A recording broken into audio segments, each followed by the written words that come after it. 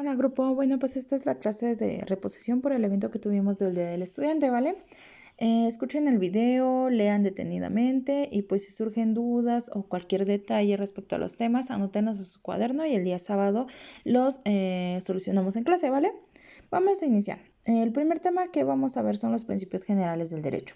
Los principios generales del derecho son aquellas pues leyes que como tal ya están escritas. Lo conocemos como principios porque son fundamentales, es decir, todos los artículos de la Constitución son principios. De estas pues sí tenemos algunas omisiones o lagunas y por eso surgen lo que vienen siendo las jurisprudencias, ¿no? Que también son un tipo de principios porque al fin y al cabo se convierten en ciertas leyes, ¿no? O subsanaciones de las leyes. También tenemos las acepciones de la palabra del derecho. Es decir, estas acepciones de la palabra derecho son, pues, digamos como que un tipo de derivaciones del derecho. Estos tipos de derivaciones vienen siendo derecho positivo, vigente, objetivo, subjetivo, real, personal. También tenemos lo que es el positivo, las clasificaciones del mismo, que es federal, estatal, municipal y demás, ¿no? Todos estos los vamos a ver a continuación. El primero que vamos a checar es el positivo y el vigente. El positivo nos dice que es un conjunto de normas jurídicas emanadas del poder soberano del Estado que regulan efectivamente la vida de un pueblo en determinado momento histórico, es decir, en una época determinada, aun en el caso de que haya dejado de estar vigente por haber sido abrogado o derogados. Es decir, este derecho positivo como tal es el derecho del poder soberano, es el derecho que existió, que existe o que fue, pues, digamos que evolucionando. Ejemplo, las 3 leyes que fueron creadas en aquellos años de la posguerra son como tal del derecho positivo porque son leyes que evolucionaron. No es que esas 3 leyes ya no existan, sino que evolucionaron, las abrogaron y crearon nuevas en base a ellas. El derecho positivo es todas aquellas leyes históricas, ¿vale? Para que lo entendamos un poquito más claro. De ahí tenemos lo que es el derecho vigente. El derecho vigente como tal, pues es el actual, ¿no? O sea, al decir vigente es que todavía está en servicio, el que todavía está actualizado, el que tenemos, por ejemplo, el artículo 3, ¿no? Que es el artículo de la educación. Como tal existe y sigue vigente porque todavía está dentro de nuestra Constitución, nadie lo ha abrogado, por eso se le determina como derecho vigente. Por su parte tenemos el derecho federal, local y derecho municipal. El primero que vamos a ver es el federal. Este está formado por un conjunto de leyes o normas jurídicas dictadas por el Congreso de la Unión que tienen vigencia en todo el territorio. Aquí estas divisiones vienen siendo por territorio, es decir, este territorio es dependiendo a mi ley. Tenemos leyes federales, la Constitución es una ley federal, ¿por qué? Porque es para todo mi territorio mexicano, más sin embargo, si hablamos de derecho local, como tal, ya no es para todo mi gobierno, sino que en el derecho local nos dice que está constituido por leyes y normas aplicables en territorio en algún estado de la República Mexicana. En alguno de mis 31 estados o en mi Ciudad de México es aplicable.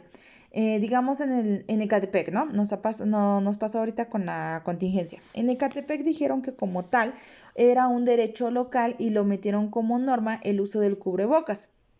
En Ecatepec metieron la regla de que si tú no usabas cubrebocas te podían detener.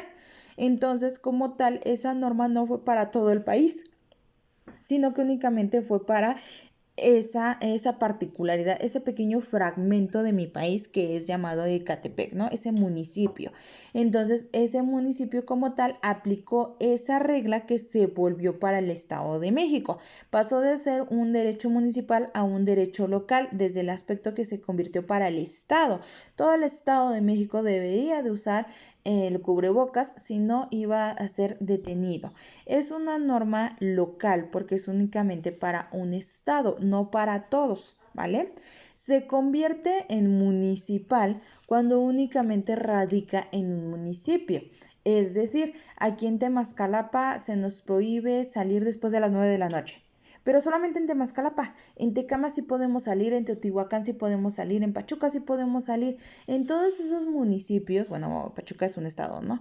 Pero en todos esos municipios como tal podemos salir, menos en el nuestro. Por eso es una, pues digamos que una norma local, porque es únicamente para mi municipio.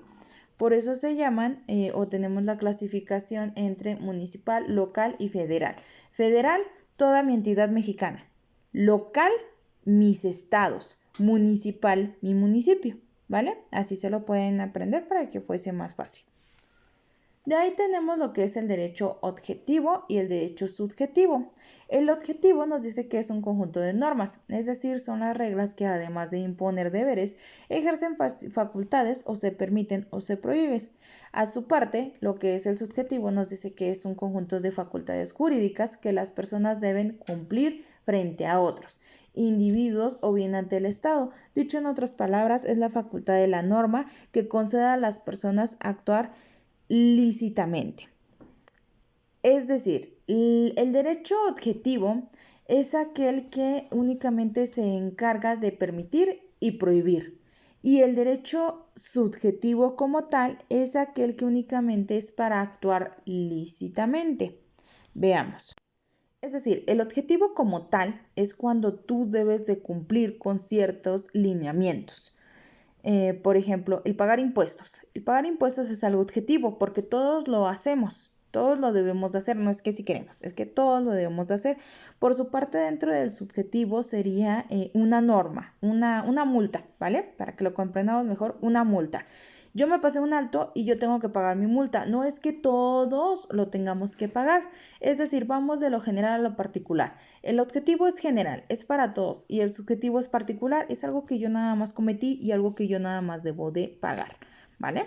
Así es como que lo pueden entender un poquito más fácil. De ahí tenemos la siguiente, que es el derecho real y el derecho personal.